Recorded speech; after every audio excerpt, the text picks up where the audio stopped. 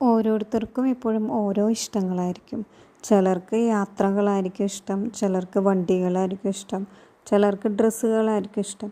പക്ഷേ ഇതിൻ്റെ അളവ് നമ്മളെങ്ങനെ അറിയും? അതിന് ഒരു സിമ്പിൾ വഴിയുണ്ട്. ഇപ്പോൾ നമുക്കൊന്ന് സ്വസ്ഥമായിട്ട് കിടന്നുറങ്ങണം. അതിന് നല്ലൊരു കംഫർട്ടബിളായിട്ടുള്ളൊരു കിടക്ക. അതിന് കുറച്ച് വിലയായാലും സാരമില്ല. നമുക്ക് ഉറങ്ങാനായിട്ടുള്ളൊരു കിടക്കയല്ലേ, അത് നമ്മൾ വാങ്ങിക്കണം.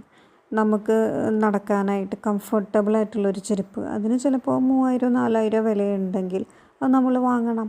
പക്ഷേ എവിടെയാണ് ഇതിന് അതിർവരമ്പ് എന്ന് വെച്ച് കഴിഞ്ഞാൽ ഒന്നിൽ കൂടുതൽ വാങ്ങുമ്പോഴാണ് അവിടെ പ്രശ്നം.